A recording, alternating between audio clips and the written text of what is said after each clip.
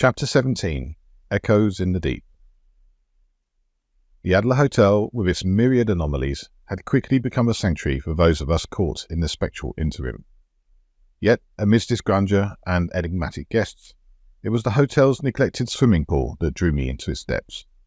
Unlike the lively gatherings and whispered stories that filled the halls, the pool offered a silence that was both eerie and comforting. I discovered it by chance, wandering the hotel's less frequented back corridors, where the air felt thicker and time seemed to hesitate. The pool room, hidden behind grand double doors that creaked with disuse, was a cavernous space bathed in the dim light filtering through stained glass windows. The water, undisturbed, mirrored the ceiling's intricate patterns, creating a world both inverted and preserved. It was here in this secluded sanctuary that I found an odd semblance of solace. Not above, lounging in the shadowy echoes of deck chairs or the faded grandeur of poolside accoutrements, but below, at the bottom of the pool. Driven by a curiosity that seemed to magnify in the stillness, I descended, letting the cool embrace of the water envelop me in its silent world. Sitting at the pool's bottom, I marveled at the surreal tranquility of being submerged. My body, free from the constraints of breath or buoyancy, mimicked the act of breathing. It was a strange pantomime of life, down here where the concept of air held no sway. My eyes, open, unblinking and cast upwards, witnessed the world through a lens distorted by water. The surface rippled with the movements of unseen forces, turning the familiar into something otherworldly.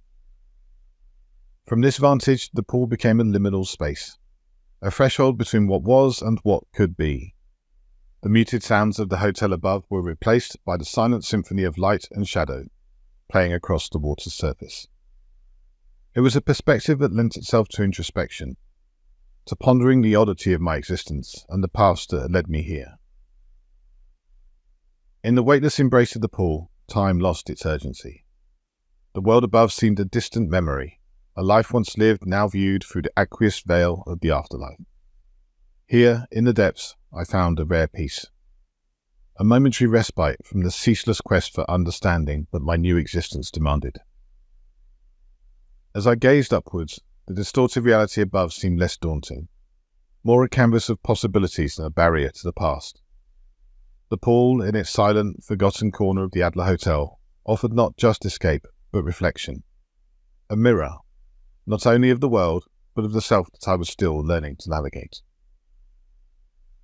Emerging from the water, the air felt different, charged with the remnants of the tranquility found beneath the surface.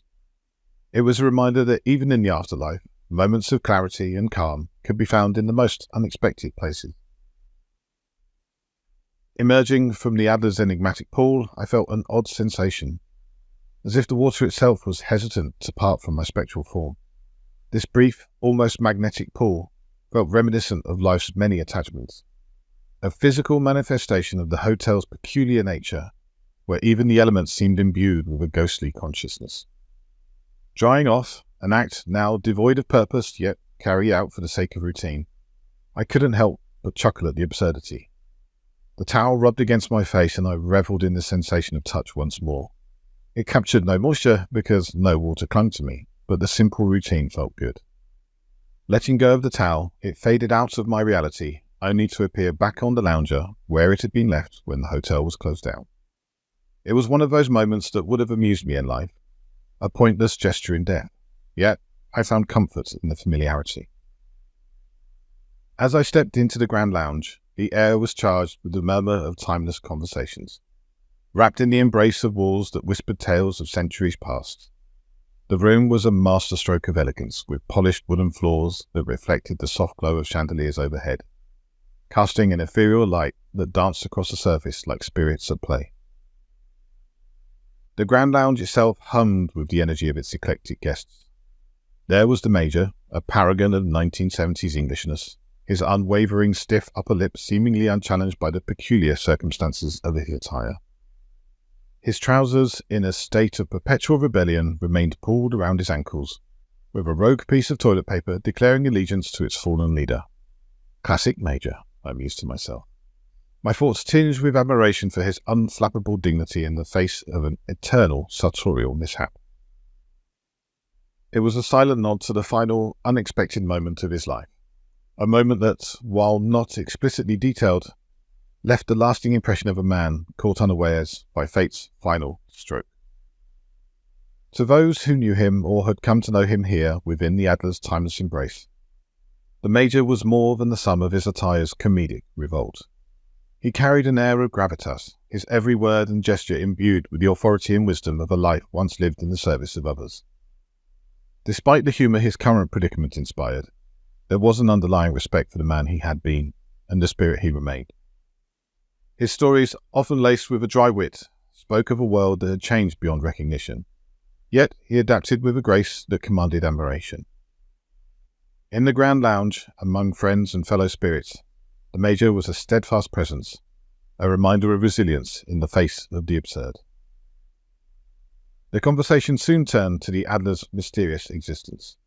Amidst laughter and spectral musings, Jasper leaned forward, the glint of mischief in his eyes. In my wandering days, I've crossed paths with many a mystical sight. The Adler, my friends, feels eerie similar. Ley lines, perhaps. His voice, tinged with the cadence of an era long past, carried a certainty that made the idea seem almost tangible. In my day, we were keenly aware of the Earth's hidden powers. It's quite possible that the Adler is simply channeling this ancient energy, granting it properties beyond the mundane. At Jasper's mention of ley lines, Marianne's eyes sparkled with intrigue. And to think, all this time we might have been living atop a wellspring of mystical energy. It does lend a certain allure to our spectral symbiosis, doesn't it? As Jasper spoke of ley lines and mystical energies, the room itself seemed to echo his sentiments. The expensive wallpaper that adorned the walls was not just a testament to the Adler's elegance, but seemed to underscore Jasper's theory with its very design. Intricate patterns, reminiscent of ancient symbols and maps of energy flows, weaved across the surface, suggesting a deliberate alignment with unseen forces. Moreover, the etching in the glass of the doors leading into the lounge carried this motif further. Delicate and precise, the etched lines formed patterns that could easily be imagined as the ley lines Jasper described, converging and diverging in a dance of cosmic energies. These artistic details, so easily overlooked as mere decoration, now appeared as intentional markers, perhaps even guides, to the unseen forces that pulsed through the Adler. In this light, the lounge transformed from a simple gathering place to a nexus of ancient power, each element of its design, from the wallpaper to the etched glass, contributing to a tangible sense of the mystical energies at play. Jasper's theory, far from fanciful, was lent credence by the very walls that surrounded us, making the Adler not just a refuge for the spectral, but a beacon for the energies that weave through the world unseen. As Jasper expounded on his theory, tracing imaginary lines with his fingers, Lucia, a spirited soul from the roaring 20s, laughed softly, her voice like the tinkling of fine crystal. Lucia's laughter, light and teasing, danced through the room. Jasper, with tales like these, we might as well claim the Adler rivals the Library of Alexandria. But what of curses? She asked, leaning in as if to share a secret with the gathered assembly. What if the Adler is simply cursed? Not with malice, mind you, but a sort of enchantment that binds us to it, feeding on our stories and experiences as much as any physical essence. Her backstory, one of rebellion and tragedy, lent her words a poignant edge.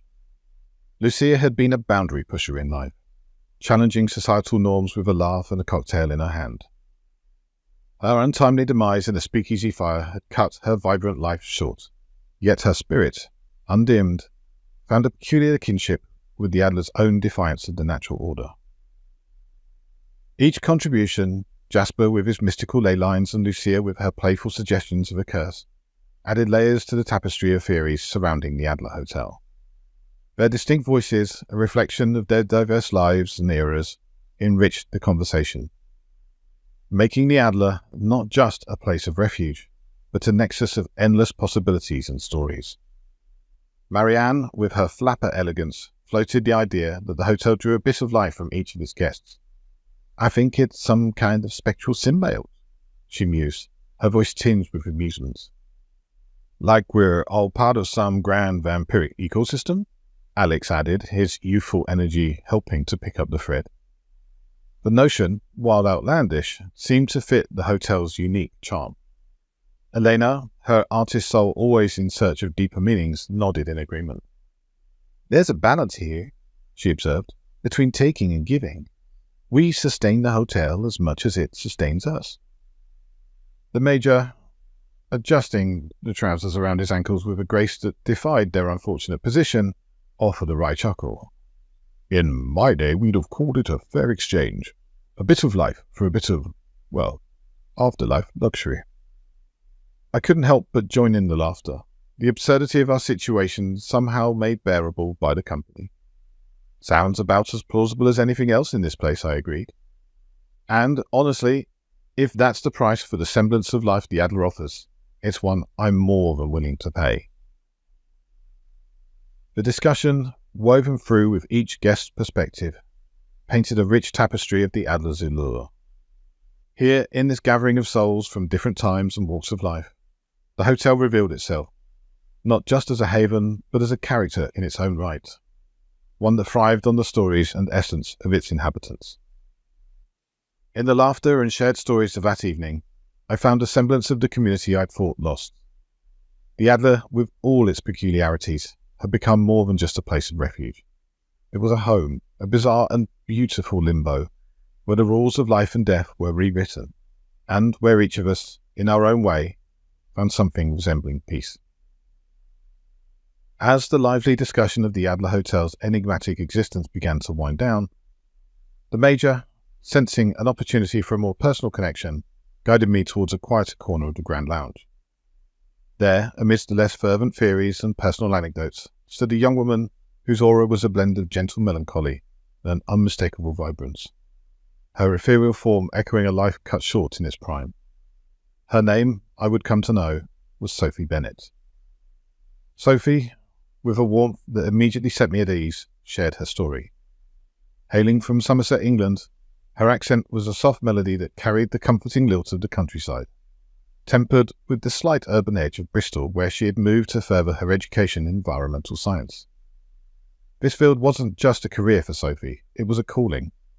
She spoke of her work in environmental management with a passion that was both inspiring and humbling, describing her efforts in community gardening and sustainability initiatives with a modesty that belied the impact of her contributions. However, Sophie was quick to steer the conversation away from herself, displaying an empathy and interest in those around her that was truly captivating. She listened more than she spoke, her questions thoughtful, her laughter easy and genuine. In her, I saw not just an environmental advocate, but a person deeply attuned to the world and the people in it, driven by a desire to connect, to understand, and to make a difference. Sophie's journey to the Adler Hotel was a tale of curiosity and unexpected turns. After her passing, the result of a tragic accident while returning from a climate march, she found herself in New York. There, amidst the bewildering expanse of the spectral realm, she met Jasper, a kindred spirit who guided her to the Adler. Jasper was like a beacon in that initial chaos, she recounted, guiding me here to a place where connections, even in the afterlife, seemed possible. Her story was one of unfinished business, of a life dedicated to the environment, but cut short before she could see the fruits of her labour. Yet, in death, as in life, Sophie remained focused on the future, on the possibilities that lay ahead. There's so much more to learn, to explore, she mused, even here, among the shadows. As our conversation unfolded, Sophie's humour, her boldness and her drive shone through. She was not defined by her work in environmental management, but rather enriched by it. Her character a complex tapestry of dedication, joy, empathy, and an unyielding optimism. In her I found not just a new acquaintance, but a reflection of what it means to live fully, to embrace every moment with both hands and to face the unknown with a smile. Sophie Bennett, with her captivating blend of strength, kindness, and spirited laughter, was a reminder of the indomitable human spirit. Her presence at the Adler Hotel, much like that of all its guests, was a testament to the journeys that shape us, the connections that define us, and the enduring hope that drives us forward, even in the face of the great unknown. In the Adler Hotel, a place where the ordinary rules of existence no longer apply, I found myself contemplating the peculiar state of the Major's attire. His trousers, a constant reminder of his sudden passing, hung comically around his ankles, a fixed detail of his life that seemed both tragic and absurd. As I observed the Major, a thought crossed my mind, light and impulsive. The Adler allowed us to defy so many rules. Would it permit another small act of defiance? With a curiosity that had become all too familiar in this peculiar existence of mine, I reached out towards the Major's trousers. In this strange afterlife, my expectations had long been set. My hands would touch the fabric, but would not yield to me in any way. Yet, the Adler Hotel had already proven itself a place of exceptions, and it seemed poised to do so again. To my astonishment, the fabric didn't just yield, it moved smoothly, complying with the intent behind my touch. I tugged at the trousers, pulling them up with an ease that defied my ghostly form's usual impotence. As the trousers cinched around the Major's waist, I found myself chuckling at the absurdity and the novelty of it all. Here I was, a spectre in the Adler Hotel, altering another ghost's attire as if I were a tailor from beyond the grave. The Major, ever the dignified figure, now looked the part once more, his trousers neatly belted as if ready for inspection. This moment, trivial as it might seem, marked a revelation in our understanding of the spectral realm's rules, or perhaps the Adler's unique influence over them. Clothing, it appeared, was not immune to our touch here, contrary to what we had all assumed. The Adler, with its mysterious force, had bestowed upon us a new realm of possibilities, bending the ghostly rules we thought immutable. With a renewed sense of curiosity and a dash of mischief, I wondered what other norms could be challenged within these haunted halls. The Adler Hotel, it seemed, was full of surprises, and I, for one, was eager to explore them all. The Major, caught off guard by this unexpected turn of events, looked down at his now properly fastened trousers, and then up at me. His expression a mixture of astonishment and gratitude. "Well, I'll be," he exclaimed, a chuckle escaping his lips. "I had resigned myself to an eternity of embarrassment. Your kindness, TP, means more than you might realize." His heartfelt thanks, offered with a sincerity that resonated deeply within the lounge, sparked a curious shift among the guests of the Adler. Word of our small defiance against the spectral norm spread, inspiring others to experiment with their own attire, discovering that they, too, could offer each minor adjustments, a straightening here, a tidying there. This revelation, born from a moment of levity, rippled through the Adler, weaving a new thread of connection among its inhabitants. It underscored a truth that we, in our shared afterlife, hadn't fully grasped until now. The essence of our humanity, with its need for empathy, laughter, and mutual support, remained intact, undimmed by the spectre of death. In this grand, timeless hotel, amidst whispers of the past and echoes of the present, a simple act of adjusting the Major's trousers became a symbol of our enduring humanity. It was a reminder that even here, in this space between worlds, we could still touch each other's lives, however fleetingly, with gestures of kindness and small acts of rebellion against the spectral fate that bound us.